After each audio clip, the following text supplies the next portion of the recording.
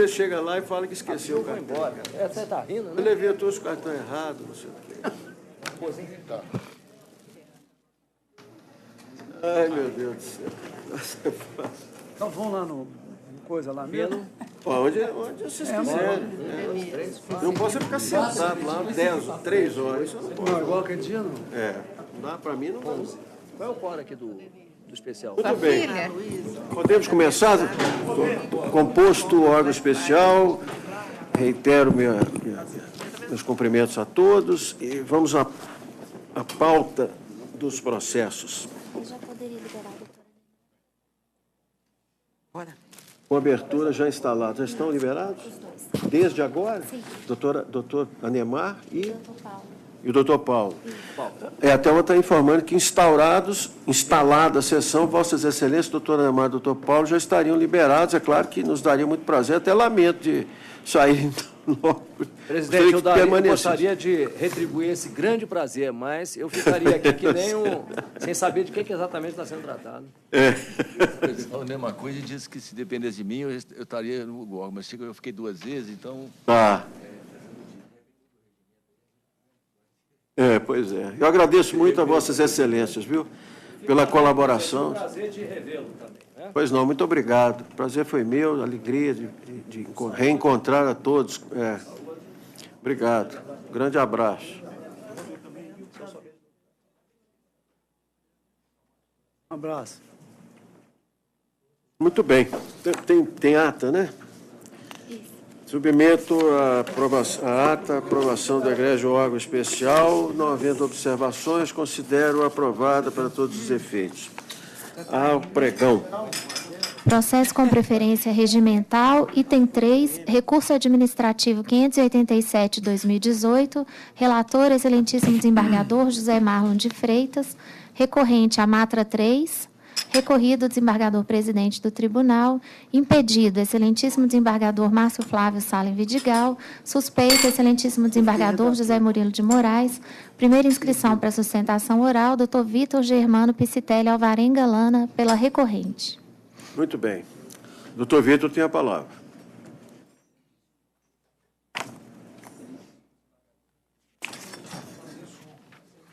Está sem som o microfone. Tem que levantar um pouquinho aí. Bate aí. O Antônio, acho que não está, não.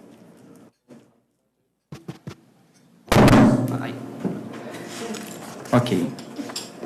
Excelentíssimo desembargador presidente, excelentíssimos desembargadores que compõem este órgão especial, ilustre representante do Ministério Público, colegas advogados, estagiários aqui presentes, uma boa tarde a todos. Boa tarde.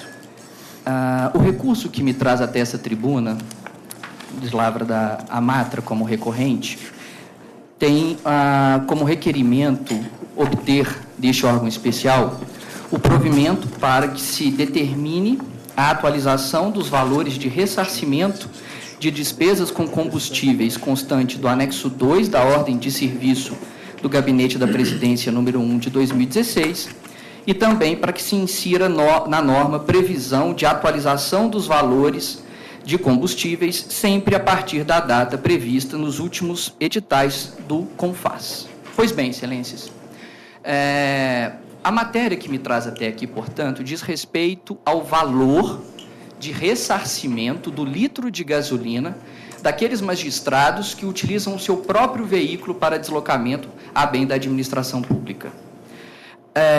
A decisão recorrida entende que este valor, esse índice, ele tem característica de ato discricionário da administração. E nós fazemos respeitosamente o nosso recurso, um apontamento de que entendemos que se trata, em verdade, de ato de natureza vinculada. Então, a questão que se deve trazer neste órgão especial é discutir se o valor do preço do litro do combustível a ser aplicado neste tribunal é um ato discricionário ou é um ato vinculado. Pois bem, excelências, onde nós sustentamos a nossa tese? Ela se sustenta na resolução 124 do Conselho Superior da Justiça do Trabalho, que é o órgão, como sabidamente vossas excelências já conhecem, responsáveis pela supervisão orçamentária, administrativa e financeira da Justiça do Trabalho. Pois bem, em seu artigo 22, parágrafo 3º, consta expressamente a seguinte determinação e peço vênia para breve leitura. O preço do litro do combustível será o preço médio da gasolina comum na unidade da federação em que for sediado o Tribunal Regional do Trabalho, com base nos valores informados pela Agência Nacional do Petróleo. Excelências, o valor vigente hoje, em novembro de 2018, é o mesmo desde fevereiro de 2015. Hoje, o tribunal paga o litro do combustível o valor de R$ 3,36.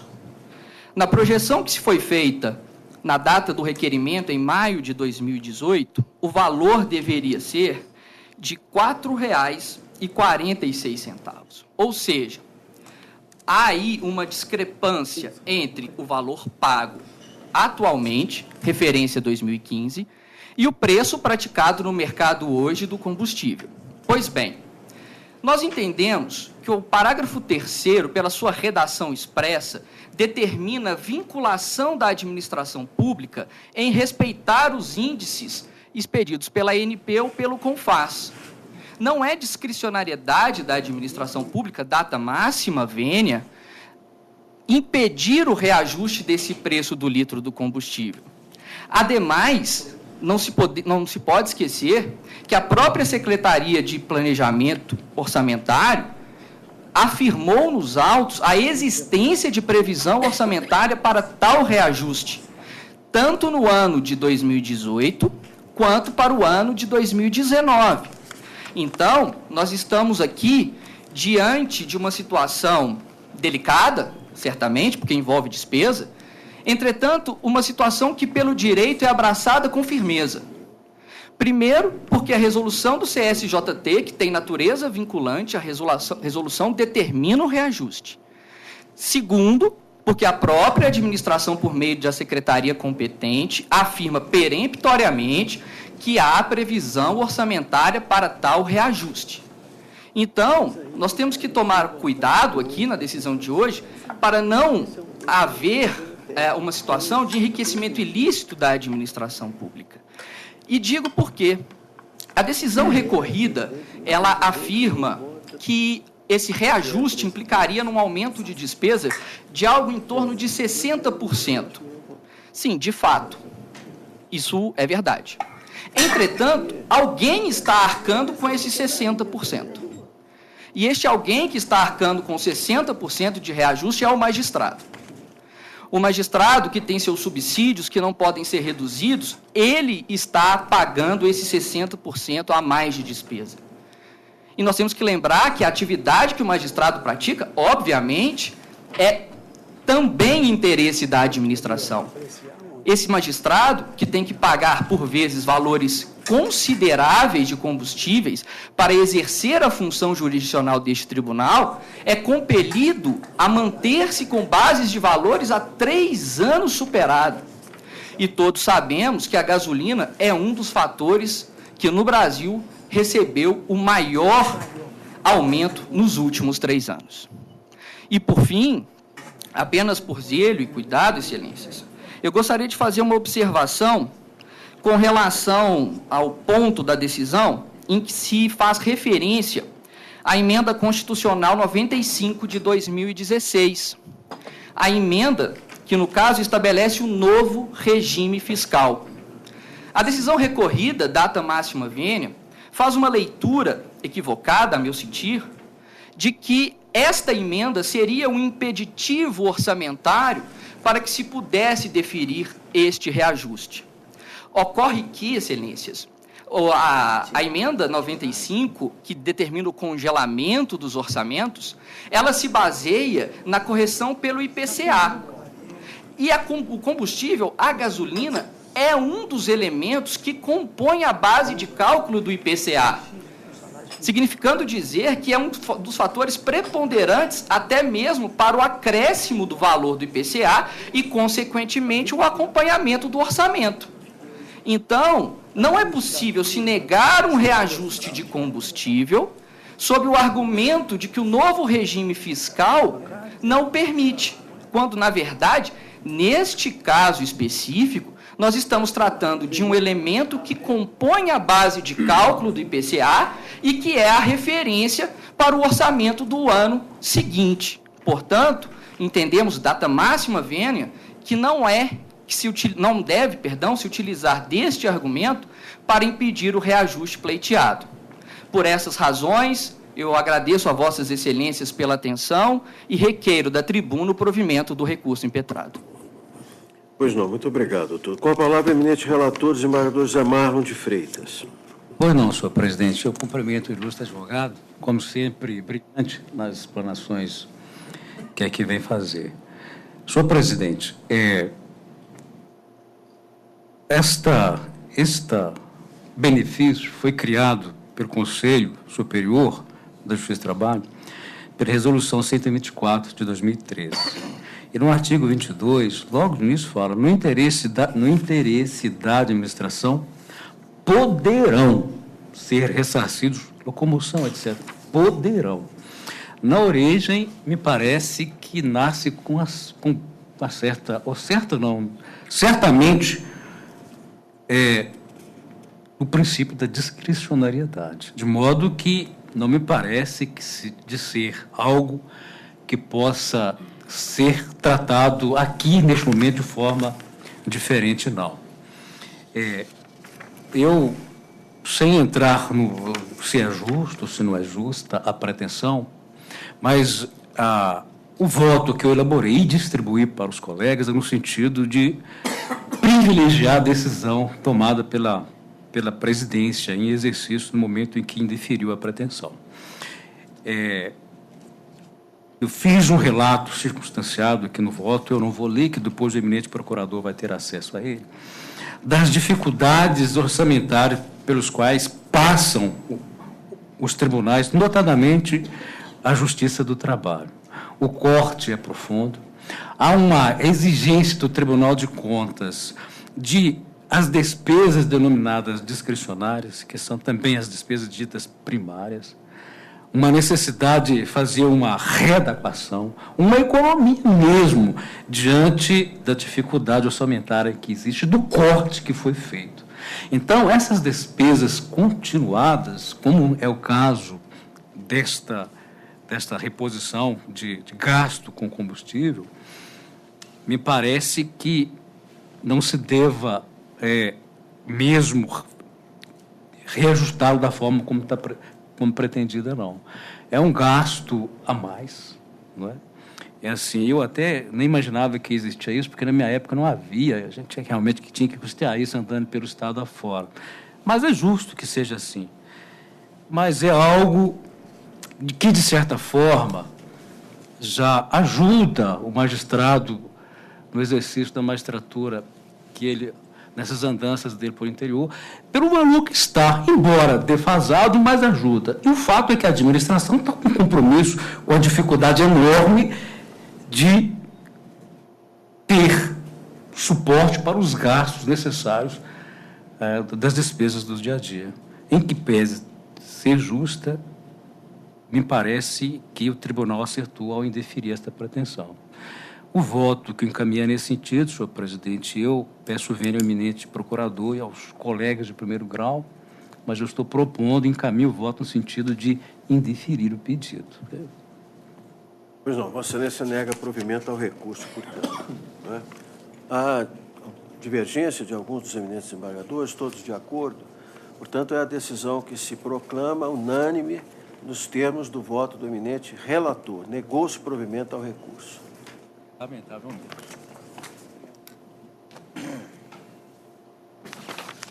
Pode, processo seguinte.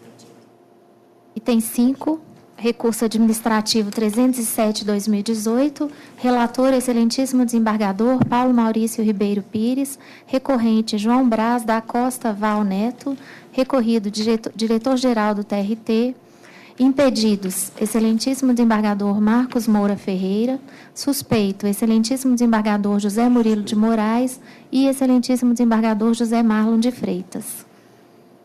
Senhor presidente, pela ordem, eu gostaria de me afastar por motivo de foro íntimo desse processo, com fundamento no artigo 135. Me dá para o suspeito, como diz a lei. Pois não, no meu caso é impedimento, de Vossa Excelência é suspeição, do desembargador José Marlon também é suspeição. Então, a presidência será... Tem quórum? Tem quórum? Acho que não dá quórum. Não tem quórum. Não dá quórum, não. Não tem quórum. Nem com a doutora Denise. Com a doutora Denise ficaria... Ela está ali.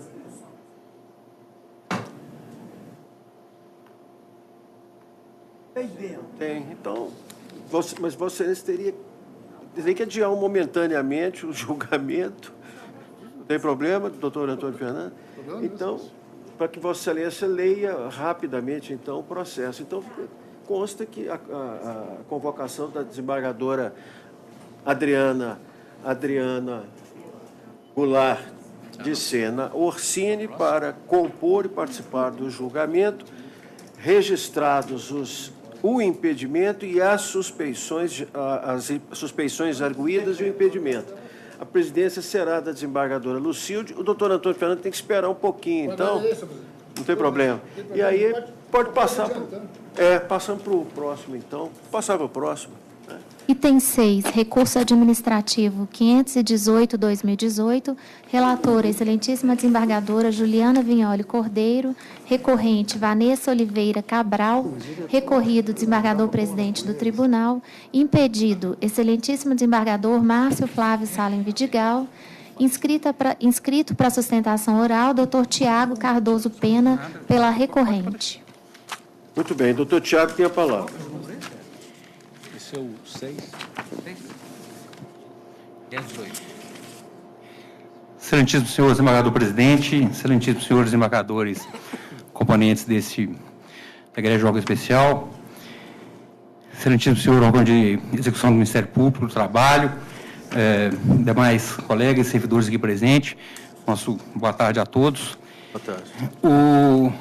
O assunto que nos traz à tribuna hoje guarda semelhança com uma decisão já proferida nesse órgão especial, que diz respeito à suposta existência de interstício no exercício, e aí eu já começo frisando essa palavra, no exercício de função comissionada por servidora, coincidentemente na outra situação era também uma servidora dessa casa. Pelo fato de haver formalmente um intervalo de 7 dias nas portarias de inclusão nos encargos, né, era a expressão que se usava à época, antes da adoção da função comissionada. Então, novamente, por um intervalo de 7 dias nas portarias de exclusão e inclusão no encargo, houve, em razão de mudança legislativa posterior, mudança legislativa ocorrida 4 anos após essa mudança de encargo, sério prejuízo somente agora aferível quando da aposentadoria da servidora. O que temos, então, é um intervalo de portarias de designação, exclusão de um encargo, exclusão de outro encargo. Foi feito o pedido de retificação da portaria, né, para que, na verdade, dela constasse a data do efetivo exercício, né, na realidade, em última análise, o que se pede é isso, que da portaria constasse o reconhecimento da data do efetivo exercício no então denominado encargo, e esse pedido foi indeferido. Houve um primeiro recurso dirigido à presidência desse tribunal, que também foi indeferido, ensejando o recurso aqui por órgão especial, e esse indeferimento teve, essencialmente, 2 pontos. O primeiro deles seria a prescrição. Para fundamentar a alegação de prescrição, um dos pareceres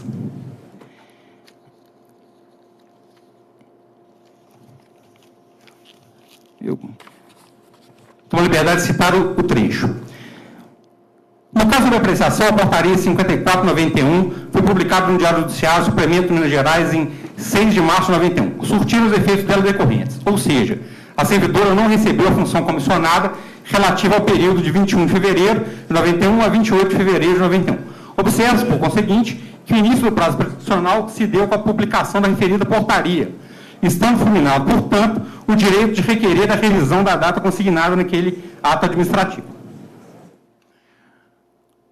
A fundamentação aqui, com todo respeito, é claramente equivocada. Mistura, ela ignora o conceito de pretensão. O raciocínio desenvolvido antes e logo após esse trecho seria no sentido de que ela não poderia cobrar os valores que deixaram de ser pagos lá na época de hiperinflação, que nem fazia uma diferença tão significativa na remuneração, relativos a esses dias de intervalo do encargo. Então, estando fulminada a pretensão de cobrança desses valores, qualquer coisa relativa a isso estaria prescrita. Com todo respeito, não faz muito sentido. Né? A prescrição é sabida, é a perda da pretensão, e cada pretensão decorrente da violação de um direito tem que ter sua prescrição analisada de maneira individualizada, com as características próprias, requisitos próprios, fundamentos legais próprios. Para afastar a prescrição aqui, temos dois pontos. Primeiro, é a questão que é reconhecida, eu cito no recurso decisões, né, não vou mencioná-los aqui, mas é pacífico, a questão de que o prazo prescricional só pode ter início quando conhecido o dano e a sua extensão.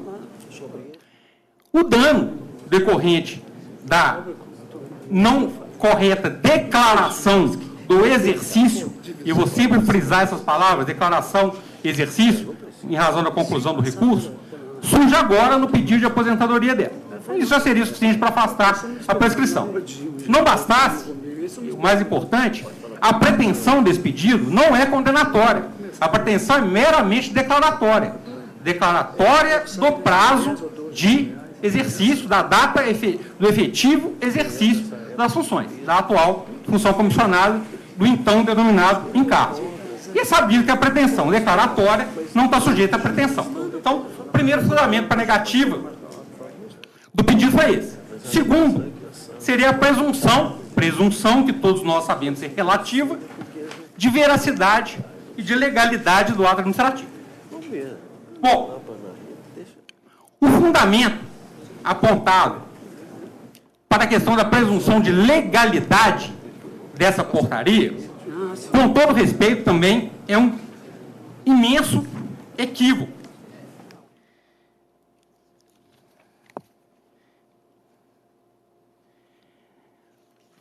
Pretende-se dizer que esse ato, a alteração da portaria violaria a presunção de legalidade do ato administrativo. Por quê? Porque o parágrafo 4º do artigo 15 da Lei 812 fala o seguinte: o exercício da função de confiança coincidirá com a data de publicação do ato da designação, salvo quando o servidor tiver licença ou afastado, o resto não interessa para o caso em exame. Então, vou repetir. O início do exercício de função de confiança coincidirá com a data de publicação do ato de designação. Ora, então, segundo o raciocínio da decisão recorrida, seria a presunção, né, o ato administrativo tendo a presunção de legalidade, presume-se que ele estaria de acordo com esse parágrafo. Né? Portanto, presume-se essa identidade entre o início do exercício e a publicação. O raciocínio estaria perfeito se não fosse um pequeno, mas crucial detalhe. Os fatos que nós estamos tratando são de 91. Esse parágrafo 4º foi incluído em 97. E provoco aqui uma reflexão de Vossas Excelências com toda a experiência que cada um dos senhores carrega. Mudanças legislativas não acontecem à toa. Mudanças legislativas são provocadas por situações concretas, normalmente repetidas. Ninguém acordou e falou, vou incluir esse parágrafo 4º no artigo 15. Não. Por que isso aconteceu? Isso aconteceu certamente porque situações como a dos autos e como a que já foi anteriormente apreciada por esse órgão especial eram extremamente recorrentes. As publicações, as datas constantes das publicações, por muitas vezes, não coincidiam com o efetivo exercício da função. É exatamente por isso que houve a mudança legislativa. Tivesse o fato sido posterior a 97, ok, essa presunção ainda sim seria relativa, mas seria muito mais forte. Então, a presunção de legalidade aqui não existe, porque o que seria ilegal no ato, na verdade, não existia quando ele foi produzido. Presunção de veracidade também é relativa. E essa presunção de legalidade é afastada por alguns documentos que estão constantes nos autos. Primeiro, declarações, diretora na época da secretaria correspondente, pela própria resolução administrativa do tribunal, que colocava, que dizia, em outras palavras, que todos os calculistas que estivessem ali na secretaria correspondente teriam direito à inclusão no encargo, né? E ao próprio conjunto de indícios dos autos. A servidora sai de uma função comissionada, para usar de novo a expressão de hoje, né? No mesmo dia, ela vai para outro setor. Nesse setor, há uma resolução administrativa atribuindo funções comissionadas a todos que estão ali, né? E aí, por algum erro qualquer, por alguma coisa, essa portaria é publicada alguns dias depois. Mas agora, o que interessa para a questão de carrear para a aposentadoria, né, os valores em discussão, é o efetivo exercício de função comissionada. Exercício tem um conceito legal. Também no artigo 15. Esse não foi alterado. Exercício é o efetivo desempenho das atribuições do cargo, seja do cargo efetivo ou seja da função comissionada. É essa a declaração que se requer. É essa a declaração que se imagina estar suficientemente comprovada para afastar a presunção de veracidade da portaria, já que a de legalidade, com todo respeito, é fundamentada em um artigo que não era exigível no momento e que, na verdade, denota como eram comuns as situações como a dos autos. Obrigado, excelência. Eu que agradeço ao senhor. Muito obrigado. Pois bem, a relatora é a desembargadora Adriana. Não, desculpe. Desembargadora Juliana. Desembargadora Juliana Vinholi. Vossa Excelência tem a palavra. Eu posso dizer que esse processo, ele realmente, nós discutimos demais, pesquisei demais, e nesse ponto eu vou parabenizar o advogado aí da tribuna que esclareceu. Trata-se, então, de uma servidora que recentemente é aposentada e que, ao requerer o tempo para aposentadoria e os direitos decorrentes, ela descobriu, né, e aí que eu afasto a questão da prescrição, além de realmente essa questão declaratória, minhas duas opções de voto, em nenhuma delas eu estou colhendo a prescrição. E então ela, nos idos de 91, fevereiro de 91, ela muda de setor, ela sai de um gabinete e vai para o setor de cálculos e passa a exercer a função de calculista. Acontece que nós vamos ter aí um período do dia 21 ao dia 27 de fevereiro de 91, em que, de acordo com um ato administrativo do tribunal da época, não consta o exercício, também vou pedir aqui licença para chamar de uma função de confiança. E vai aí o problema todo. Então, essa questão realmente ela traz para a servidora uma perda remuneratória importante na aposentadoria dela. E a grande dificuldade é a passagem de 27 anos. Nós não temos registros daquela época. Qual a questão? Então, o ato administrativo que se impugna é exatamente o ato que dá validade para esse registro da época. contra, e nesse sentido está indo minha primeira opção, simplesmente por pretender valorizar uma decisão administrativa que é lastreada num documento oficial. Mas acontece o quê? E o questionamento, todos os questionamentos que foram feitos da tribuna, eles têm uma viabilidade. Primeiramente, eu gostaria de dizer quanto ao precedente mencionado. É um precedente em termos também. Como a relatora desse processo foi a desembargadora Denise, e, no caso, seria uma diferença do exercício de função de 2 dias nessa situação relatada pela doutora Denise. E esses 2 dias, um era sábado, que era 7 de setembro, além de sábado, era um feriado, e o domingo. Então, esse pleno, ele deu provimento para poder retificar esse tempo, que passou a ser um tempo contínuo. Nesse caso que nós agora avaliamos, é do dia 21 ao dia 27. Então, ele abrange dias úteis. Tem algumas peculiaridades, e é por isso que assim, eu realmente acho que é viável alguma das duas interpretações. Eu até vim ansiosa pela discussão no pleno nesse sentido, porque, no caso específico, nós temos 2 decisões. Uma decisão favorável à recorrente e outra contrária.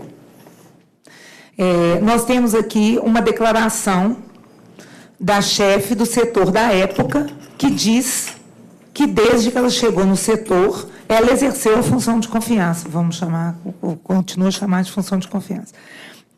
Ela exerceu essa função E temos um outro, um ato administrativo de 89, a gente está falando de 91, que determinava que todos os calculistas teriam direito a uma função de confiança. Nós não temos, de fato, se isso foi cumprido e quando é que ele foi cumprido. Não temos. Eu não sei dizer quantos calculistas eram, documentalmente falando, eu não posso, e é por isso que eu fiz 2 opções. Porque, desde o início, o receio é realmente o cometimento de uma injustiça com essa servidora, uma servidora, excelente servidora, e o cometimento de uma injustiça que realmente isso vai espraiar o resto do tempo de aposentadoria dela, o restante desse tempo. Então, nós temos a chefe da época que declara, assina, uma certidão de que ela exercia a função de confiança. Nós temos esse outro documento, mas não temos como conferir isso, não. Esse ato administrativo é de 89, dizendo que todos os calculistas teriam direito a uma função de confiança, e, efetivamente, se deu em... Não temos. Nós temos que unir essas questões. E uma outra, parece que assim, a gente tinha, assim, todos que somos do serviço público há muito tempo, tinha alguns setores, alguns órgãos, tinham quase como praxe de fechar o mesmo, dar a sessão, não era dada tanta importância para o dia exato, até porque essa exigência de que o tempo, dessa continuidade do tempo, né, pela Lei 81/12, de 90, essa exigência não consta da redação original da lei. Essa exigência veio a existir a partir de 97, e nós estamos falando de 91. Então, até esse momento, ninguém dava importância para esse, que era quase um detalhe. 1, 2 dias, 3 dias. A partir daí, hoje, cada vez mais, nós estamos cada vez mais atentos a isso, né? Nós buscamos, eu particularmente, já retornei ao INSS outro dia, tem 1 dia, tem 2 dias, então, mas antes não era assim, a nossa realidade não era essa. Então, nós temos sim, se quisermos, nós temos de um lado um ato administrativo que não tem um porquê, imaginarmos a princípio que ele tem evado de alguma mácula, não tem nenhum motivo para pensar isso. Mas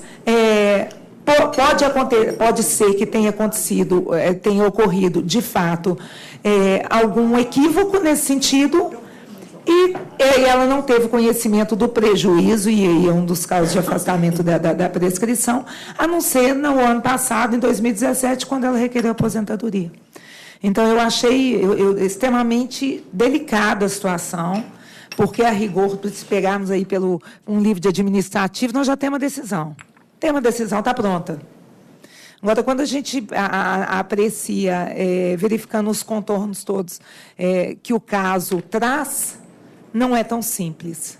Então, eu posso confessar a ansiedade que eu estava para dividir com os colegas essa questão. É isso, temos aqui duas opções e eu coloco realmente a debate. Ambas muito bem fundamentadas, muito bem colocadas. Obrigada. Ambas as opções, repetindo, muito bem fundamentadas e muito bem colocadas, né? Obrigada. Vossa Excelência tem razão que a questão é uma questão tormentosa. Eu, particularmente, já decidi uma situação semelhante. Decidi não, fiquei vencido. Ficamos vencidos à época. Eu era o relator. Parece que a desembargadora Denise foi a redatora. Redatora. Eu era o relator, fiquei vencido também. Também. E a situação é como a eminente desembargadora Juliana referiu ali, era um prazo até menor, final de semana, etc. Bom, mas, enfim, vou colher os votos, porque são duas opções, dada a complexidade da questão. O desembargador Márcio Vidigal está impedido, porque ele é o autor da decisão, né? Desembargadora Lucilde, como Vossa Excelência vota? Bom, senhor presidente, já tivemos, sim, casos semelhantes aqui, mas semelhantes, não eram iguais. A própria relatora, a doutora Juliana, citou que, naquele caso, que inclusive está citado aqui no voto dela, havia eram 2 dias, sábado e domingo, né? Aqui é uma diferença de 8 dias, e embora tenha uma declaração da pessoa que era, na época, encarregada do setor, dizendo que a servidora recorrente ela exerceu, sim, função de calculista na época, não há elementos para se dizer que o fato de ter realmente feito cálculos naqueles dias significa que a pessoa realmente tivesse tido aquele direito absoluto de ser portadora daquela gratificação, daquela FC na época, né? Então, eu vou prestigiar a decisão da administração e vou acompanhar a primeira opção do voto da relatora. Desembargador Ranel. Senhor presidente, em primeiro lugar, eu quero cumprimentar a servidora, a recebi no gabinete, acompanhada de um dirigente da Aster, e eu vou votar coerentemente. No caso anterior, também uma servidora de um altíssimo nível, como é a servidora Vanessa, a recorrente, diretora de vara, com um rol de serviços prestados à nossa instituição, de chamar a atenção e de causar inveja, como também foi no caso da Janice, que quando eu exerci o cargo de corregedor, em Uberlândia, ela exerceu diretora do foro, eu tinha um mau contato. Então, são votos que nós proferimos aqui com sofrimento, porque envolvem colegas com os quais nós lidamos e reconhecemos o valor profissional de cada um deles. Mas eu, no caso anterior, um caso até mais, com menos dias, eu fui o relator, fiquei vencido, então eu vou votar, vou pedir vênia, com todo respeito, vou acompanhar a primeira opção. Primeira opção, desembargador Júlio.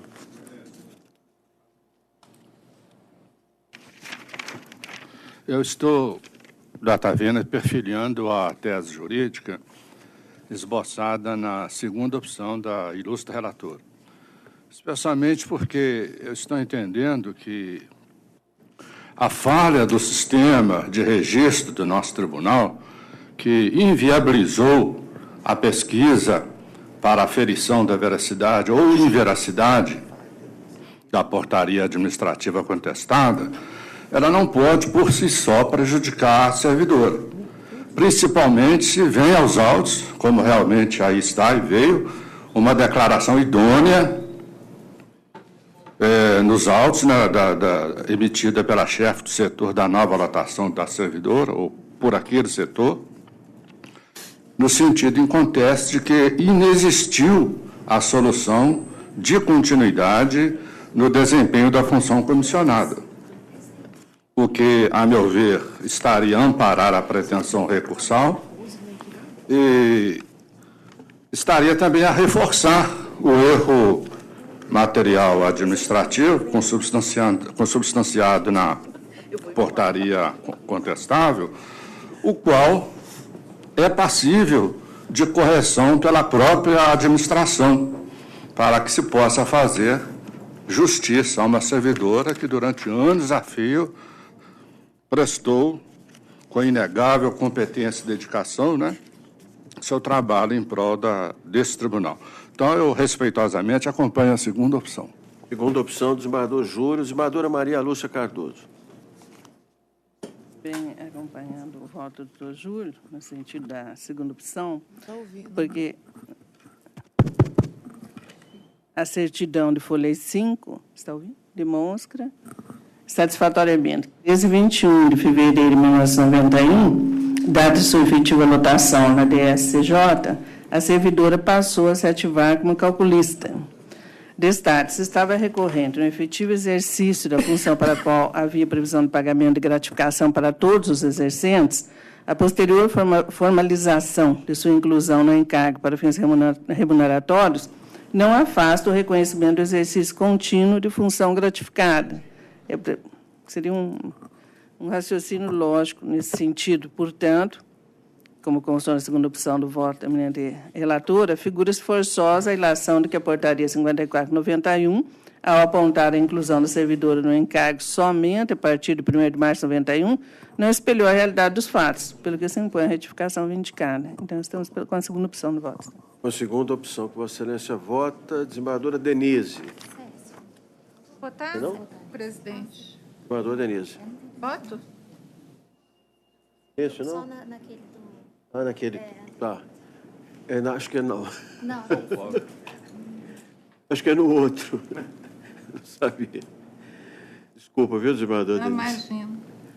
Então, desembargador Paulo Roberto. Paulo Maurício. Cadê? Ah, desembargador Sérgio. É porque eles não tá lá ou tá cá. Eu vou seguir aqui, o papel é mais fácil. Presidente. Desembargador Sérgio. Também acuso esse evento memorial da doutora. Esse caso aqui realmente é emblemático. Nós tivemos um outro processo, que a doutora Denise foi relatora, era o processo... Redatora, melhor dizendo. Desembargador Denise foi redatora. Processo 75/2017, mas eu me lembro que eu participei do julgamento e era duas servidoras que eram diretoras da primeira vara e segunda vara de Uberaba. Era Janice e Lucélias, Uberaba. Uberlândia, é isso? Uberlândia, obrigado. E Janice e Lucélia, salvo melhor juízo o nome das duas. E o que tinha acontecido naquele caso? No final de semana, elas trocaram as varas. Uma foi para a primeira, outra foi para a segunda, né? O ato de portaria. E uma saiu no sábado, na sexta-feira, e a outra saiu na segunda, ou seja, como se tivesse ficado sem ninguém como diretor de secretaria no sábado e domingo. E aí se constatou ali que realmente houve um erro na edição das portarias, porque, do jeito que ficou, aparentemente uma secretaria ficou sem diretor, né? E aí, então constatou-se ali, né, e teve declaração também da magistrada que atuava naquele feito, lá naquela jurisdição na época, no sentido de que ela atuou, e aí constatou-se naquele caso específico, segundo o voto da redatora e que eu acompanhei, né, que houve um erro mesmo de edição de portaria, né? Aí a situação aqui, o servidor invoca essa questão. E a preocupação que eu estou aqui, a mesma que todos têm, é o precedente que se abre.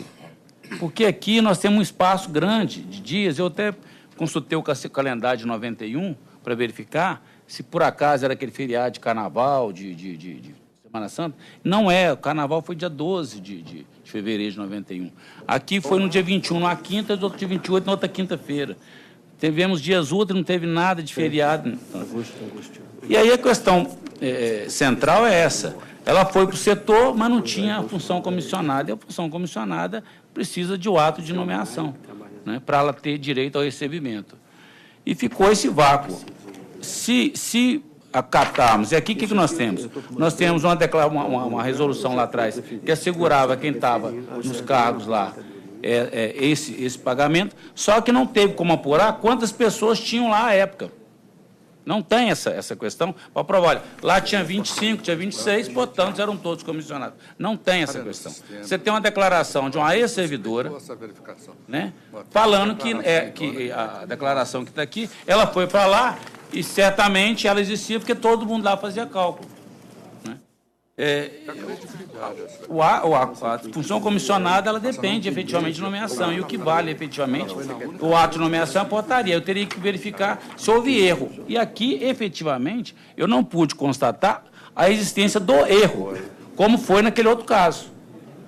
Aqui há uma presunção, mas não há efetivamente prova do erro na edição da portaria. Porque se tiver a prova do erro, eu não vejo outra forma a não ser dar provimento. Mas com o que tem de elemento de prova nesse processo, eu vou respeitosamente, lamentavelmente, porque sei do prejuízo que isso vai trazer à servidora, né? Mas aqui, infelizmente, eu vou votar no sentido de manter a decisão da administração e deferir.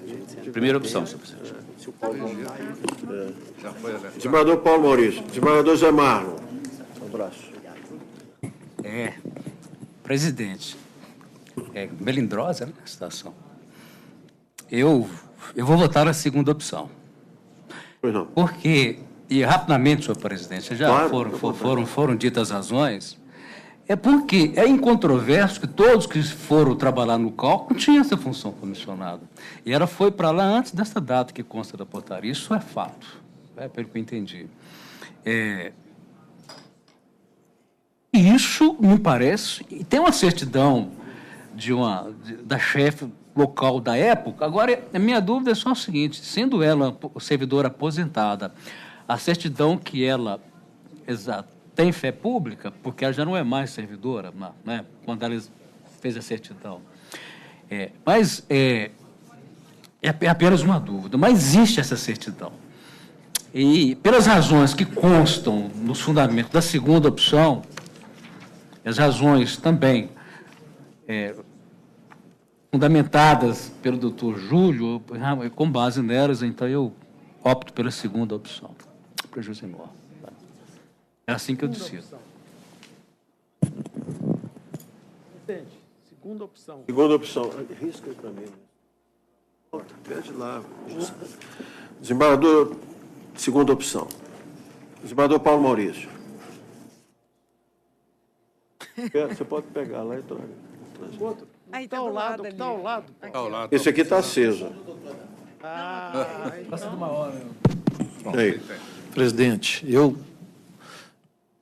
ouvi atentamente, mas o doutor Júlio, de forma bastante perspicaz também, fala uma situação que é retratada nos autos pelo ilustre relator. Falha do sistema, data máxima vênia. Falha do sistema, porque se o tribunal criou, isso está comprovado, através da resolução administrativa, o órgão em que todos os exercentes da diretoria de serviços de cálculos judiciais, e ela foi removida de um gabinete, salvo engano, para atuar em função comissionada, existe prova cabal, data máxima vindo, de que ela atuava, exercia efetivamente a função. Eu não vejo outra opção, senão a segunda. Bem explicado pela ilustre relatora. Eu vou votar com a segunda opção.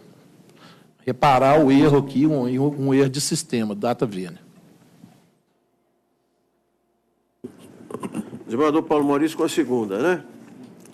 Segunda. Bom, eu vou votar endossando literalmente o voto que Vossa Excelência proferiu, o desembargador Luiz Otávio Renault, reconhecendo, embora, como aliás Vossa Excelência também reconhece, se trata de uma questão, e todos disseram isso, se trata de uma questão controversa e que nos afeta um pouco na medida em que nos preocupa, né? Que realidade se passou naquele momento. O máximo que nós podemos fazer é tentar recompor um passado distante, seria isto, para fazer extrair daí a conclusão de que teria ocorrido tal ou qual situação, enfim. Se houve ou não houve solução de continuidade, eu não vejo no processo como fazer isso. E esse é uma grande dificuldade, porque no processo judicial se tem uma amplitude muito maior, não só na produção dos elementos de prova, de instrução, como na apreciação dos fatos. Na administração pública, esses critérios são mais restritos. Há outros tantos princípios que condicionam o exercício da atividade administrativa e nos levam necessariamente a proferir juízos a respeito de situações concretas que podem, eventualmente, não se coadunar mais com uma realidade pretérita e, no caso, bastante pretérita, porque se passam aí 27 anos, salvo engano, em que o ato teria ocorrido. Não há elemento decisivo que tranquilizasse a minha forma de compreender o problema. Eu votei, na época, como votou o desembargador Renaud, naquele caso da servidora Janice. E era uma situação um pouco diferente. O número de dias era menor, mas eu ainda assim achei que não havia e, portanto, votei dessa forma. Pois bem, ficamos vencidos à época, né? Então, eu penso que... E queria dizer o seguinte, eu conheci ambas as servidoras. Janice, naquela ocasião, eu a conhecia, sim, era servidora em Uberlândia, e a Vanessa Oliveira Cabral, nesse caso. Ambas servidoras muito dedicadas, proficientes, merecedoras ambas de todo o reconhecimento do tribunal, mas eu, particularmente, não vejo.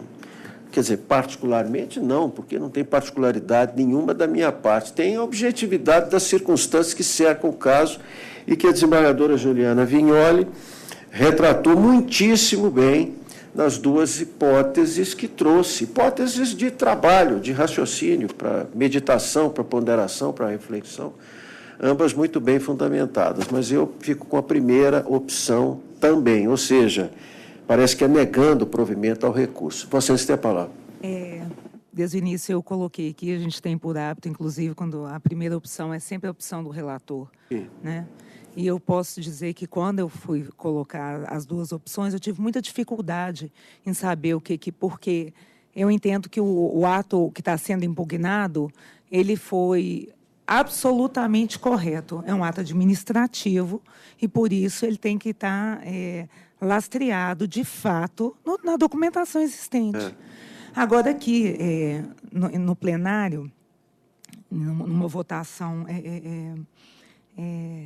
Ai, que bom que a votação, no caso, não é individual aqui, não é solitária, ela é colegiada.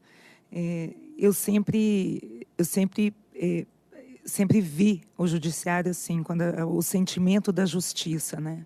E eu posso dizer que desde o primeiro instante que eu tive contato com esse processo, o meu sentimento de justiça era no sentido de que a servidora tinha razão naquilo. E eu concordo com o desembargador Júlio, no sentido de que não deve mesmo, tendo outros elementos a fortalecer as alegações dela, e aí sim eu não estou votando como presidente do tribunal, senão seria aquele meu voto, mas, assim, colocando outras questões, a servidora acaba que, mesmo com outros elementos que possam fortalecer os argumentos dela, mas não temos, e aí sim, não é também responsabilidade de qualquer servidor, nada no sentido de verificar aquelas alegações. Então, com isso, eu vou ficar com a segunda opção. A segunda opção, não. Na realidade, é o seguinte, Vossa Excelência estará dando... Só um minutinho. Dando provimento, né? A segunda opção de Vossa Excelência. Não sei se... Como é que ficou? 4 vencidos. Isso. 4 vencidos, não, prevaleceu a segunda. Ela deu um desempate, não? Não. Ela, na verdade, tinha duas opções, a primeira negando provimento, mas agora, após os debates, ela preferiu adotar a segunda opção. Ela, portanto, dá provimento para reconhecer o exercício contínuo da função em comissão pela servidora hora recorrente em face da inexistência da suposta interrupção à vida no período de 21 de fevereiro de 1991 a 28 de fevereiro daquele ano, para todos os fins de direito, impondo-se a correspondente retificação da Portaria 54/91, de modo a constar como data de inclusão no encargo 21 de fevereiro de 1991. Esse é o voto de Vossa Excelência. Com o voto de Vossa Excelência, votaram o desembargador Júlio Bernardo do Carmo, a desembargadora Maria Lúcia Cardoso, o desembargador José Marlon de Freitas e o desembargador Paulo Maurício. Paulo Maurício, não é isso? Então são quantos? São 5. E negando o provimento ao recurso, votaram o desembargador Renaud, a desembargadora Lucilde, o desembargador Sérgio Pessan e eu. Portanto, por maioria, deu-se provimento ao recurso nos termos do voto da eminente relatora. É este o julgamento final. Viu, doutor? Nada. Obrigado ao senhor. Muito bem, então esse processo está decidido. Nós vamos retomar, então, Doutora Adriana? Bom, o item 5 é um processo em que eu sou impedido e há 2 desembargadores que se declararam suspeitos por motivo de foro íntimo, que são o desembargador José Marlon e o desembargador Márcio Vidigal, salvo engano, os 2. Eu vou passar a presidência à desembargadora Lucilde. A desembargadora Lucilde. O doutor Antônio Fernando Guimarães está inscrito para sustentação oral. Já existe o quórum para votação? Já, né? Tem, porque a desembargadora Adriana vai votar. Então, a gente dá a palavra ao advogado primeiro para sustentação, né? Então, tá com a palavra ao advogado. Excelentíssima senhora desembargadora presidente, senhores desembargadores, ilustre representante do Ministério Público do Trabalho, senhora secretária, estagiários, colegas. Senhora presidente, me perdoe. O recorrente requereu a sua aposentadoria em 2007. Em 2009, 2 anos depois, requereu a conversão do benefício da indenização da conversão da licença-prêmio em pecúnia por não tê-la gozado. O seu pedido foi deferido e, como não havia crédito para pagamento imediato, aguardou-se, então, que esse pagamento fosse feito. Esse pagamento foi feito em 3 de março de 2015. Feito, no entanto, a menor. Faltou-lhe a verba do abono de permanência. 2 anos depois, 2 anos e meio depois, em 15 de setembro de 2017, ele requereu ao presidente do tribunal o pagamento dessa diferença. Curiosamente, esse pagamento lhe foi indeferido. E só fez 2 anos depois, porque a questão que era controvertida nos diversos tribunais foi resolvida e unificada pela Resolução 211 de 2017 do Conselho Superior da Justiça do Trabalho. O direito do recorrente foi lesado com o pagamento a menor em março de 2015. O seu requerimento é de setembro de 2017. O diretor-geral do tribunal, e o ato foi a ser ratificado por Sua Excelência o Presidente, indeferiu o seu pedido à prescrição. Qual prescrição?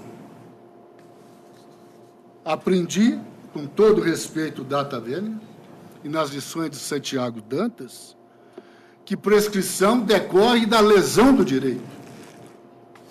Diferente da decadência, em que o direito não há lesado, mas há prazo para exercitar um direito.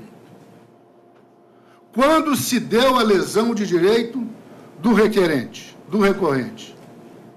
Quando o pagamento lhe foi feito a menor. Aí que a prescrição iniciou-se o prazo prescricional. Fora daí não tem jeito dizer que a prescrição, que o direito dele foi lesado quando ele requereu o benefício.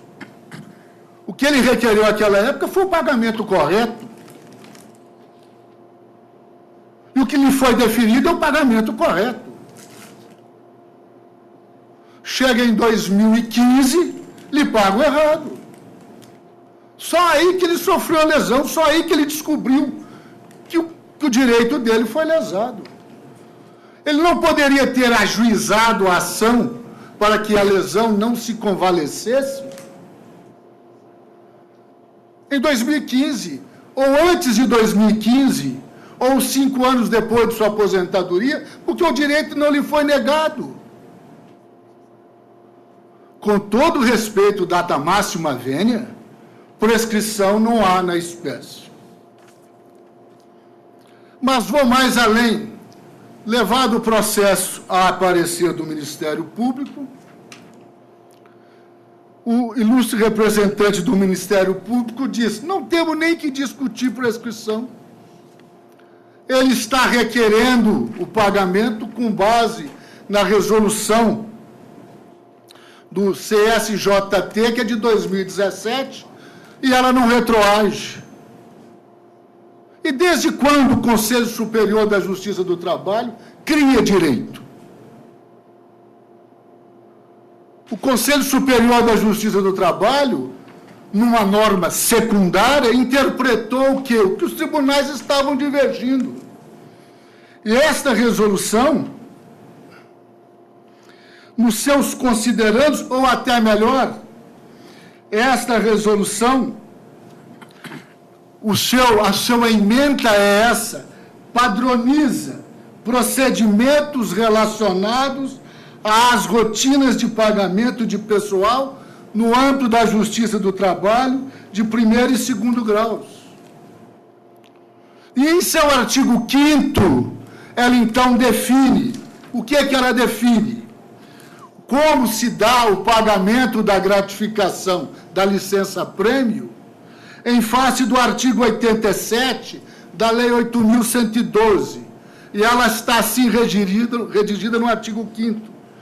A remuneração do servidor que usufruir licença-prêmio por assiduidade, licença para atividade política com vencimentos, ou afastamento para o exercício do mandato eletivo, com opção pelos vencimentos do órgão de origem, será composta pelas seguintes parcelas: 1, vencimento básico; 2, gratificação judiciária; 3, vantagens pessoais, ATS, VPI, AQ; 4, abono de permanência quando for o caso; 5, gratificação de atividade externa; 6, auxílio pré-escolar. E no seu parágrafo 3º, diz: as mesmas parcelas devidas por ocasião do gozo da licença-prêmio por assiduidade servirão de base de cálculo para eventual pagamento indenizado, com uma exceção, ou com duas: as verbas indenizatórias, o auxílio alimentação e o auxílio pré-escolar. O Conselho Superior da Justiça do Trabalho não criou o direito, não se está pedindo com base nele. Ele foi referenciado no requerimento para evitar qualquer outra dúvida. Ele não precisava ter citado a resolução. Eu quero receber a minha diferença com base na lei. É isto que eu tenho que receber. E essa questão é tão sibilina, tão tranquila, que o STJ, discutindo o recurso repetitivo, que obriga o judiciário, pelo menos no âmbito federal, da Justiça Federal, diz que o abono permanência tem natureza remuneratória. E no julgado, no RESP 1.514 por 643, ele decidiu: 1, Consoante o decidido pelo plenário dessa Corte na sessão realizada em 9 de março, o regime recursal será determinado pela data. Não interessa. 2. O abono de permanência insere-se no conceito de remuneração do cargo efetivo e é uma vantagem de caráter permanente, que se incorpora ao patrimônio jurídico do servidor de forma irreversível, vindo a cessar somente com o implemento da aposentadoria. Inclusão do abono permanência na base de cálculo da licença-prêmio não usufruída, convertida em pecúnia, é devido. Senhores, desculpem-me o alongar, peço que seja provido o recurso, com todo respeito, data máxima dele.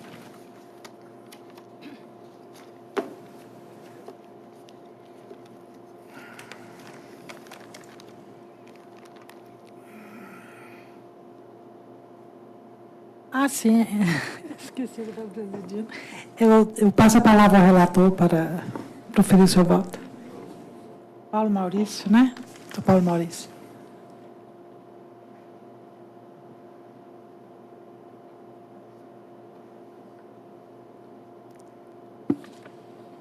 É porque ele conta. Paulo Maurício.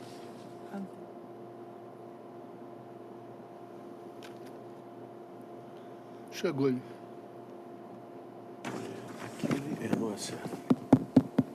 Presidente, eu tenho que registrar aqui a eloquência do ilustre advogado, de inteligência, perspicácia, tendo um amplo conhecimento sobre o processo.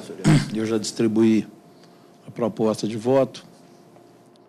De fato, houve uma primeira manifestação da diretoria no que diz respeito à aplicação da prescrição. Mas o dado que foi levado em consideração foi o ajuizamento da demanda pelo ilustre servidor, aposentado desde 2007, baseado na resolução 211 de 2017, de 30 de 11 de 2017, do Conselho Superior da Justiça do Trabalho, onde foi feito o pedido de revisão de pagamento. Eu faço aqui um registro que, de forma inteligente, em fase recursal apenas, que esse fato novo, qual seja, que o marco prescricional a ser considerado deveria levar em conta o efetivo pagamento, surgiu exatamente na fase recursal. A alegação de que seria o marco funcional, o marco da prescrição a partir de 3/3/2015. Só que essa matéria foi introduzida como fato novo, ou seja, repito aqui, em fase recursal. Em apertada síntese, eu entendo, sim, que houve prescrição. A aposentadoria do servidor foi em 2007. A resolução, única norma legal que ampara ou poderia amparar este pedido específico, foi baseada exatamente na resolução do 211 de 2017. Ou seja, foram transcorridos aí 10 anos. Eu reconheço que a resolução veio para dirimir algumas interpretações, uniformizando o entendimento no âmbito da justiça especializada, com certeza, diante das dúvidas. E esse tribunal sempre baseou-se no sentido de não incluir o abono de permanência na base de cálculo. Bom, eu entendo que houve a prescrição, mas independente de encontrar esse óbice da prescrição, eu confúculo no artigo 515, parágrafo 3º do Código de Processo Civil, combinado com o artigo 2º, eu adentro no mérito. E no mérito, em apertada síntese, eu digo que o próprio recorrente reconhece que o pedido foi deferido, e ainda o pagamento, conforme é alegado, tem efetivado em data bem posterior. Foi antes da edição da resolução 211/17. E admitida a tese da data de 2015, obviamente a resolução em 2017. E o entendimento da época, se integrava numa base de cálculo, era exatamente o que a administração operou. Não tenho dúvida aqui, data vinda, de que o ato de reconhecimento com o deferimento dos consectários também combina com o efetivo pagamento do numerário do patrimônio do recorrente. era um ato jurídico perfeito, acabado, consolidado, com efeitos exauridos, com a transferência dos valores para o mundo jurídico dele, beneficiário. Eu vejo aqui também, faço um texto, uns comentários sobre a postura que a administração deve levar. Se havia dado à administração um reviato jurídico perfeito também, alterando, modificando, restringindo, ou dando uma nova interpretação a dado dispositivo legal, que pode advir prejuízo ao servidor. De outro lado, não pode o servidor, data vênia, em igual medida, exigir que o erário ad infinito venha a se sujeitar a rever pagamentos já efetuados e consumados. E aí a questão da segurança jurídica. O recorrente também cita na resolução 211 do Conselho Superior, não teria o condão de criar direitos, e apenas faz interpretação uniformizadora e direcionada a diversos tribunais. E isso escapa da competência da resolução 211/17 do Conselho Superior, escapa a competência do Conselho legislar sobre direitos de servidores públicos, data vênia. Aí eu aplico o artigo 6º do Regimento Interno. Então, para não me estender demais, os aspectos da irretroatividade também, invocando aqui o artigo 6º, parágrafo 1º da Lei de Introdução às Normas de Direito Civil. A lei entra em vigor imediato e geral, respeitado o ato jurídico perfeito, o direito adquirido e a coisa julgada. Eu, com devida vênia, diante de todos os fundamentos expendidos, eu somando em parte aqueles utilizados também pelo douto Ministério Público do Trabalho, as folhas 31 e 33, aborda também essa matéria, eu cito na proposta de voto. Não prospera a pretensão recursal sob o ângulo da aplicação retroativa das disposições da resolução 211/17 do Conselho Superior de Justiça do Trabalho. Então, eu conheço do recurso pelos fundamentos aduzidos e nego de provimento. Essa é a proposta de voto. Proferido o voto do ilustre relator, eu adiro aos fundamentos e acompanho o voto. E o próximo votante é o doutor Renaud. Eu vou acompanhar o relator. O voto é circunstanciado, analisa todas as questões jurídicas, cumprimenta o relator. É um voto longo, exaustivo. Eu peço bem, acompanho o relator. Doutor Júlio. Excelência, a única restrição que eu faço no voto do relator é acolhimento à prescrição, que em tese eu não acolheria com base no princípio da accionado. Mas é que em pese menciona a prescrição, o ilustre relator também revolveu o mérito da questão à luz da vigência da resolução 211/17 do Conselho Superior da Justiça do Trabalho. E, neste aspecto, eu estou inteiramente de acordo. Então, pelo segundo fundamento constante do voto, eu acompanho o relator. Doutora Maria Lúcia. Estou acompanhando também, em parte, o voto do relator, pelo mesmo raciocínio do doutor Júlio, que eu acho que aí não havia questão da prescrição, que estava superado, porque o fato foi em 2015, e quando ele foi receber o pagamento e viu que não compunha, né, o abono permanência. Né? Mas, quanto ao mais, estou acompanhando o relator. Doutora Denise. Senhora presidente, eu inicialmente cumprimento o brilhante advogado e eu afasto a prescrição na linha do que foi ponderado pelo doutor Júlio e, no mérito da Tavênia, eu acompanho o doutor relator. Agora é o doutor Cécio. Também gostaria de parabenizar o ilustre procurador. Esse processo é realmente um processo com toda essa dificuldade, mas eu estou acompanhando o relator. É a doutora Juliana ou Adriana, primeiro? Doutora Juliana. É de acordo com o voto do relator. Relator. Doutora Adriana? Eu acompanho, desculpa, eu estou acompanhando a visão dos desembargadores Denise e doutor Júlio. Eu também afastaria a prescrição, mas no mérito estou de acordo.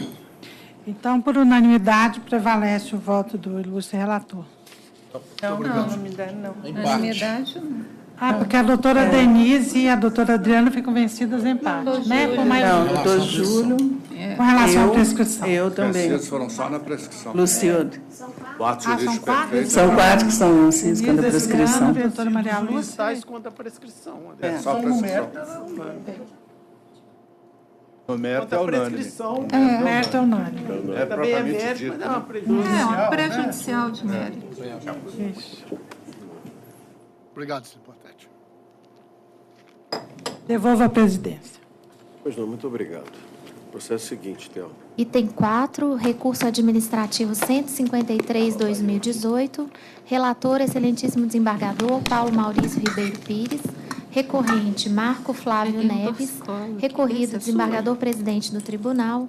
Terceiro interessado, Advocacia Geral da União. Impedido, excelentíssimo desembargador Marcos Moura Ferreira. Inscrita para assistir ao julgamento, doutora Flávia Gualtieri de Carvalho, advogada da União. Pois bem, eu estou impedido. Passa a presidência do desembargador Márcio Vidigal. Presidente, eu pediria licença para me retirar. Pois não, doutora Denise. Se for possível, Claro. estou à disposição para votar em qualquer outro processo. Não, Vossa Excelência está liberada e agradeço muito a Vossa Excelência pela sua atenção. Desembargadora também, Adriana, né? Ambas estão liberadas, e eu agradeço muito pela colaboração inestimável que ambas nos prestaram, viu? Imagina. Permanentemente. Eu agradeço. Mas é isso, muito obrigado, doutora Denise, doutora Adriana. Agradeço, presidente. E neste processo, a presidência do desembargador Márcio Vidigal. Já houve o pregão? Tá. Advogado inscrito? Não, né? Com a palavra, relator. Gente, se Vossa Excelência me permite, eu posso ir direto à conclusão? Eu já distribuí aqui a proposta. Posso ir à conclusão? Qual a conclusão? Ótimo. O fato aqui é interessante, mas vamos direto à conclusão.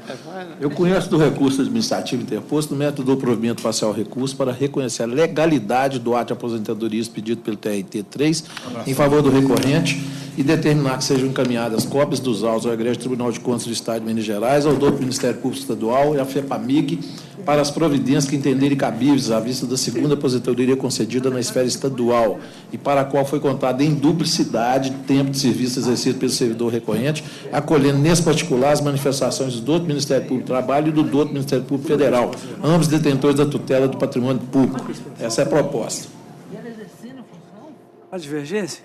Eu vou ficar vencido, senhor presidente. Só isso.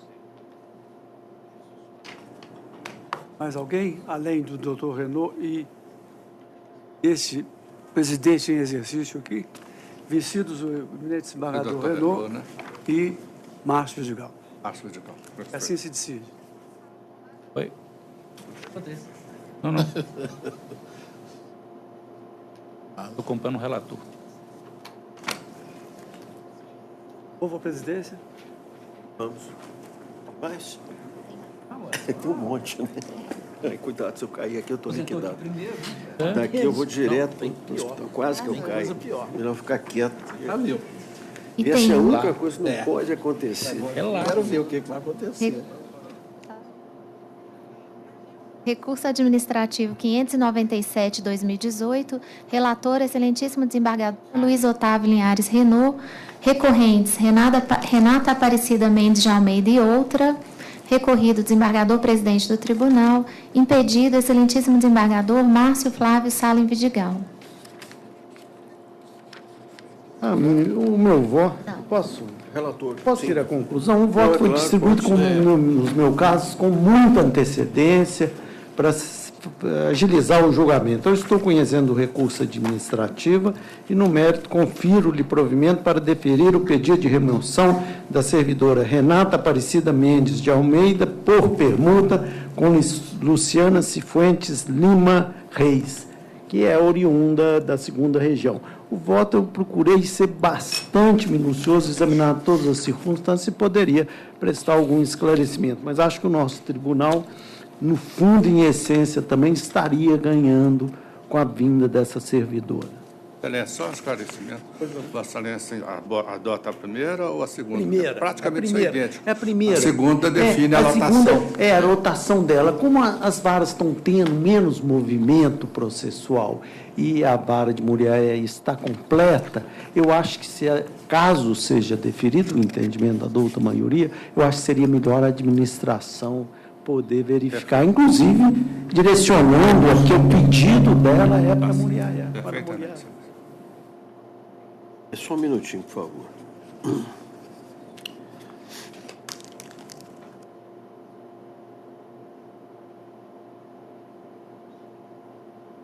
A decisão do desembargador Márcio Vidigal, não é? Isso. Ele está impedido. Isso. E o desembargador Márcio Vidigal decidiu a questão no plano administrativo em conformidade estrita com todas as decisões que a administração vem tomando acerca dessas questões, né? Ou seja, indeferindo, tendo em vista o prazo do edital. A norma do edital é expressa nesse sentido, em determinar que fique durante 3 anos, 36 meses, no local para o qual, enfim, foi nomeada, etc. Essa aqui é a questão do ponto de vista da administração. Tem indeferir várias, e todas, na realidade, todas aquelas que foram requeridas. Parece que a interpretação aqui é esse iniciato que você está mencionando, faça menção à permuta. Parece que faça menção genericamente à remoção, mas não se individualiza que a permuta também está sob aquela vedação. Por isso que porque surgiu uma está, né? Eu analiso isso no voto. Analiso, Mas as decisões têm sido assim, no plano da administração. Mas tem alguns casos análogos, cada caso é um caso, em que houve o deferimento de remoção. Eu aponto aqui no voto. Os precedentes, é óbvio que cada caso é um caso. E aí tem suas... É a semelhança na dissemelhança, né? A analogia. Então, tem particularidades, mas já houve precedente. Perfeito.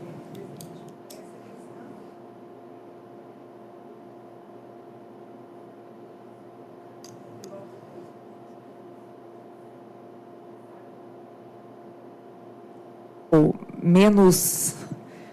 Vá para um local que eu beneficie mais, ou melhor, para melhor trabalho. No caso da permuta, me parece, pelo menos assim, num primeiro momento, que não teria essa, nem essa situação, que seria de aviltar, talvez, a vontade legal, né, da norma, e não estaria, a meu ver, pelo menos, nessa vedação também normativa. Eu apenas vou esclarecer o meu ponto de vista nesse sentido, né, de que tem sido reiteradas decisões por mim proferidas nesse sentido. É claro que, num caso ou no outro, pode ter havido alguma particular, não tem como lembrar, é como o próprio desembargador Renaud frisou, cada caso tem uma configuração, então eu não sei. E da parte de Vossa Excelência também, não é, desembargador Márcio Vidigal? Neste caso, e parece que em outros tantos. Na verdade, isso tem sido essa a linha da administração. Isso, evidentemente, se a decisão for esta, alvitrada pelo voto do eminente desembargador relator, possivelmente isso vai acarretar uma série de efeitos em relação a muitas pessoas cujas pretensões foram indeferidas. É o que eu posso agora, de imediato, mencionar. Mas a decisão é administrativa, é da órbita de Vossas Excelências, quer dizer, a maioria que se formar num sentido ou no outro vai sufragar um entendimento ou outro. Eu, pessoalmente, vou votar no sentido de que venho decidindo, ou seja, foi remoção aqui no caso, aliás, deixa eu ver aqui uma observação que eu havia feito. Houve um precedente, sim, mas num outro caso com a remoção de ofício determinada pelo presidente do Conselho Superior da Justiça do Trabalho. Caso de remoção de ofício determinado, você não estava na presidência. Levantando essa questão para esclarecimento dos eminentes colegas. Mas, enfim, fica a critério de Vossas Excelências. O edital é claríssimo a esse respeito, sobre a necessidade de ficar 36 meses no lugar, edital do concurso. Nesse caso, faltariam 6 meses, é isso? 6 meses. Faltariam 6 meses, né? Eu cito o voto precedente da presidência do EPAD 30.201 de 2016, em que foi deferida a permuta. Decisão datada de 9/11 de 2016. Vossa Excelência fala aqui, é de Nanuque, é isso? O voto foi distribuído, eu não vou ficar sustentando o voto, não. Eu não tenho... Como é de praxe, né? O voto está colocado e... Bom, mas enfim, vamos escolher os votos. O desembargador Márcio Vidigal não vota. Vossa Excelência, doutor. Bom, eu fiquei tentada a realmente deferir essa permuta aqui, até eu pedi vênia para o doutor Márcio. Mas, então, é realmente um requisito de permanência durante 36 meses. Não está sendo observado aqui. O caso é peculiar, é uma permuta que as duas pessoas têm extrema necessidade que ela seja realizada, mas... como disse o presidente, isso vai levantar aí uma hipótese de uma interrogação no procedimento que tem sido adotado pela administração do tribunal, né? Um precedente que pode acarretar aí uma grande controvérsia a respeito desse tema. Então, com base nisso, eu vou acompanhar, vou divergir do voto do relator e vou manter o indeferimento da administração. O caso a que vocês fazem referência é de um EPAD de 2016, na administração do desembargador Júlio. Exatamente. Não é atualmente, mas na posição tem certo... a posição tem sido esta, né? Bom, mas enfim, vamos escolhendo os votos. Agora, desembargador Renan, o relator, já votou. Desembargador Júlio. Voto com a primeira opção do voto do ilustre relator. Desembargador Júlio acompanha a primeira opção. Desembargadora Maria Lúcia Cardoso. Começo acompanhando a primeira opção aqui no voto do relator. Ele esclareceu que, com a permuta dessas servidoras, não se verifica prejuízo do serviço público. E o ideal é que se compatibilize os interesses dos servidores com a da administração, a fim de dar maior efetividade aos princípios mencionados, no momento da razoabilidade e da eficiência. Inclusive, depois nós recebemos o memorial também, me parece que uma delas já tinha estado em depressão por conta disso. Desembargador Paulo Maurício. Distante do marido. Desembargador Sérgio. O relator, desembargador Marlon. Também, desembargador Paulo Maurício. Idem. Também. Então, se deu provimento nos termos do voto do relator, vence. Desculpa. É porque eu comecei a olhar para eles distraídos, porque eles estão fora de lugar. Bagunçamos isso. Essa parede ela devia descer aqui para baixo, não deveria? Nós vamos fazer isso. Eu também estou com o relator. Nos dá honra. Exatamente, acompanho o relator. Então, ficamos vencidos. Desembargador, ficamos não enxergá-la, de ficar de costas. E Deus provimento nos termos do voto do relator. É muito mais agradável. Não, fica escondida lá, não sei para quê. Esse comprovante só para o senhor retirar de pauta. Não, o relator, tá. Item 2, recurso administrativo 592/2018, relator, excelentíssimo desembargador José Murilo de Moraes, recorrente Paulo César Ferreira da Silva, recorrido desembargador presidente do tribunal, impedido excelentíssimo desembargador Márcio Flávio Salem Vidigal. Tá, né? Retirar de pauta. Esse aqui é o do Zé Murilo. Zé Murilo. Desembargador Zé Murilo é o relator. Colocar para o adiado. É adiado, né? Adiado. É melhor retirar. Retirado, não só para anotar. Retira. Seguinte. Embargos de declaração 334/2018, relator, excelentíssimo desembargador Márcio Flávio Salem Vidigal, embargantes juiz Alexandre Pimenta Batista Pereira e outros. Pedida, excelentíssima desembargadora Lucilde. Ele é o relator? Relator. Impedida, desembargadora Lucilde, o relator com a palavra. Oi. Não.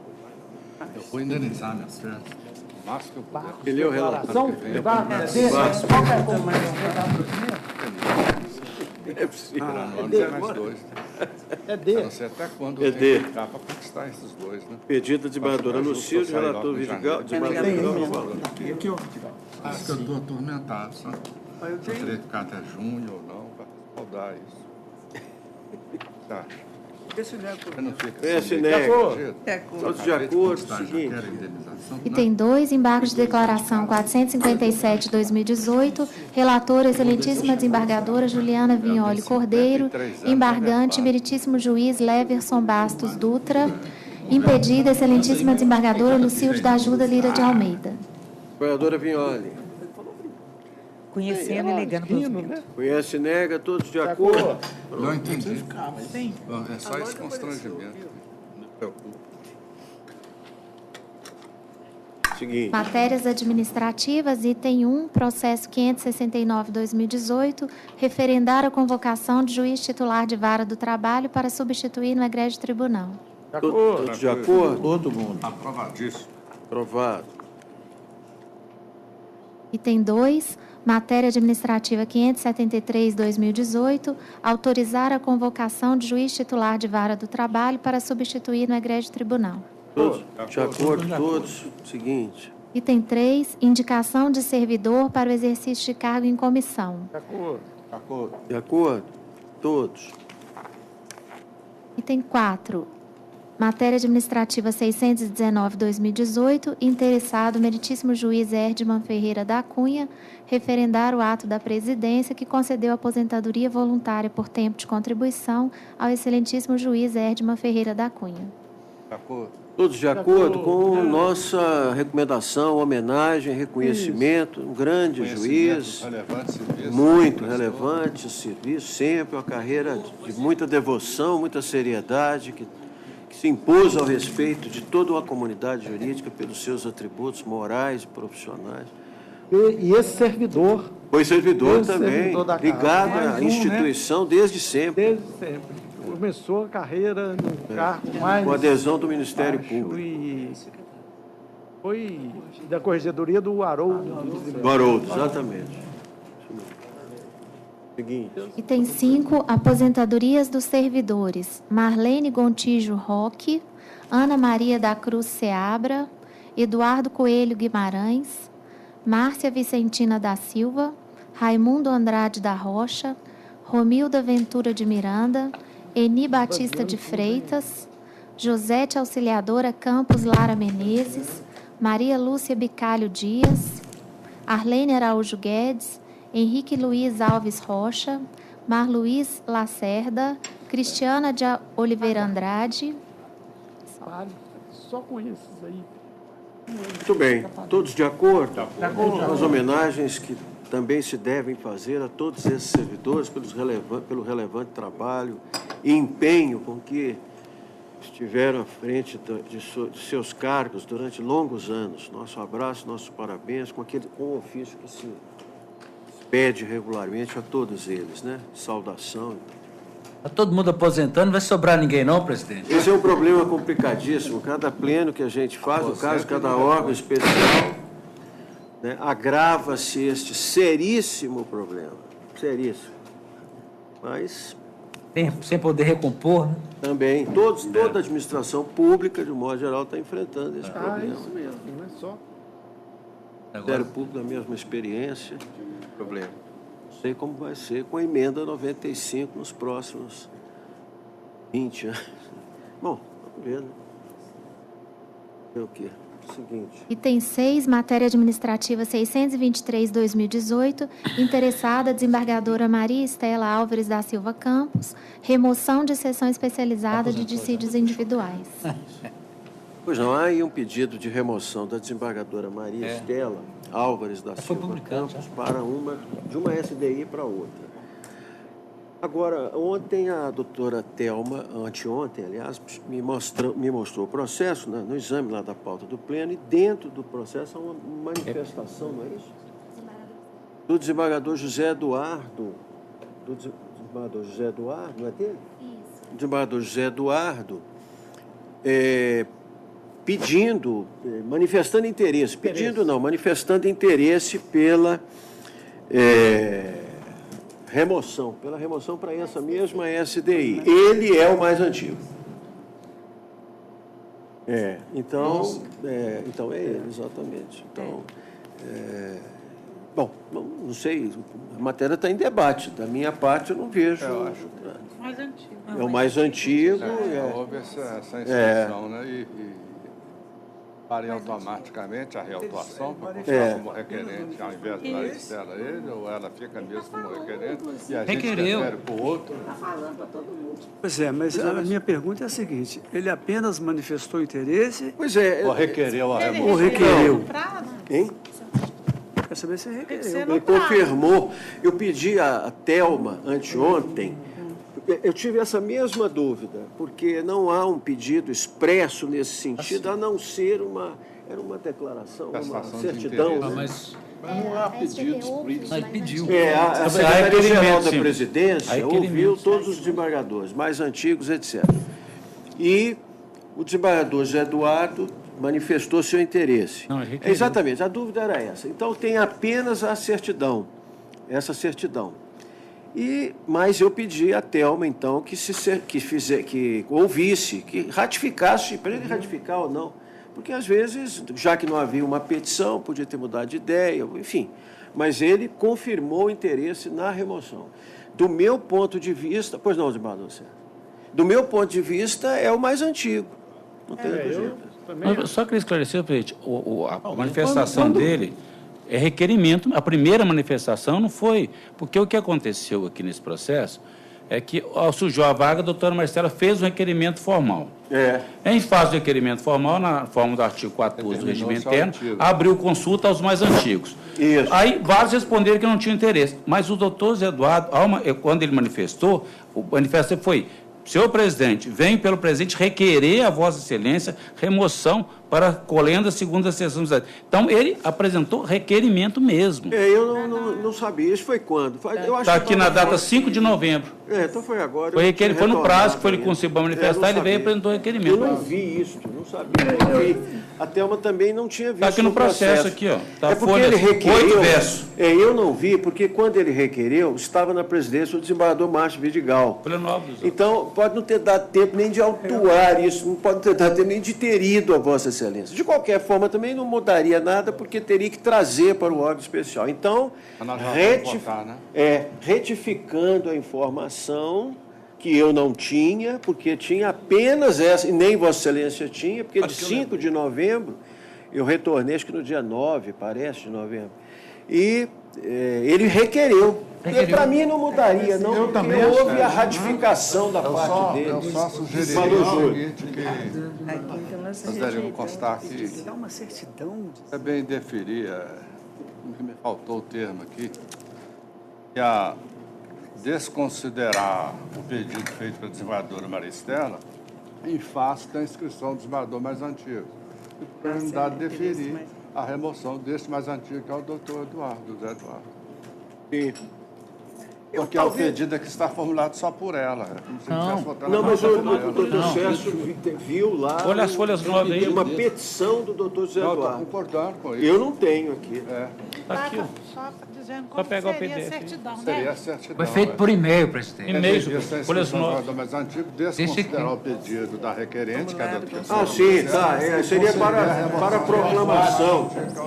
O tribunal está de acordo? O desembargador Júlio está propondo o seguinte, que a conclusão, afinal de contas, seria a seguinte: o tribunal, à vista do requerimento do desembargador José Eduardo, mais antigo, deferiu-lhe a remoção, não é isso, desembargador? Desconsidera o pedido formulado pelo desembargador. E desconsiderou antes o pedido, por essa razão. É uma forma mais delicada, como também quando o desembargador fala que tem interesse, é a nossa forma, né? Eu tenho interesse de participar da lista tríplice. Tem interesse, está manifestando o desejo, o requerimento, uma forma mais polida. Mas aqui ele requereu mesmo. Desembargador Júlio, talvez, em vez de desconsiderar, a gente talvez pudesse pôr. Ficou prejudicado, não seria? Ficou prejudicado. Acho melhor. Em face, né? Da antiguidade, entendeu? Da antiguidade do desembargador. Prejudicado.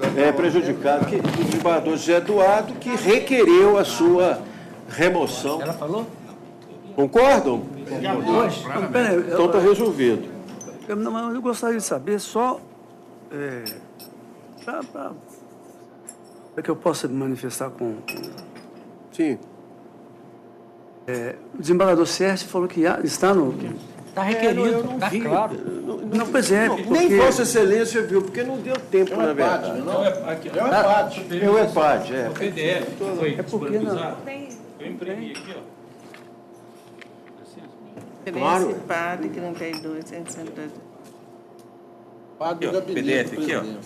Ele está, o requerimento está aqui, ó, seguido aqui, ó. E a data, hein? A partir de quando? Me pergunta aqui a nossa diretora judiciária. acontecido de data retroativa aí, mas eu acho que sim. A partir de hoje, a partir do deferimento. Já tem sessão agora. Data da sessão. De hoje. Senhor presidente, pela ordem. Presidente, pela ordem. Como não? Pois não, doutor Sérgio. É porque tem uma questão operacional que a administração deve cuidar, porque tem a posse do doutor Weber. E aí ele vai tomar posse onde tiver vaga. Então é necessário que a posse do doutor José Eduardo se dê no órgão antes do doutor Weber para ele poder. Então a sugestão a partir de agora, definido. Do desembargador Renato está correta. É a partir desta data. Isso. Desta data. O que ocorreu foi que...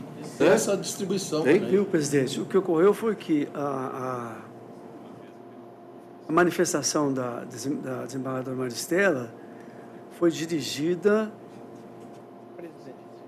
presidência e protocolada. E a manifestação do desembargador Zé Eduardo foi por e-mail.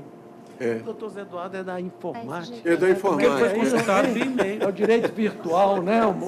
Ele é moderno, mas tem o mesmo efeito prático, eu acho, né?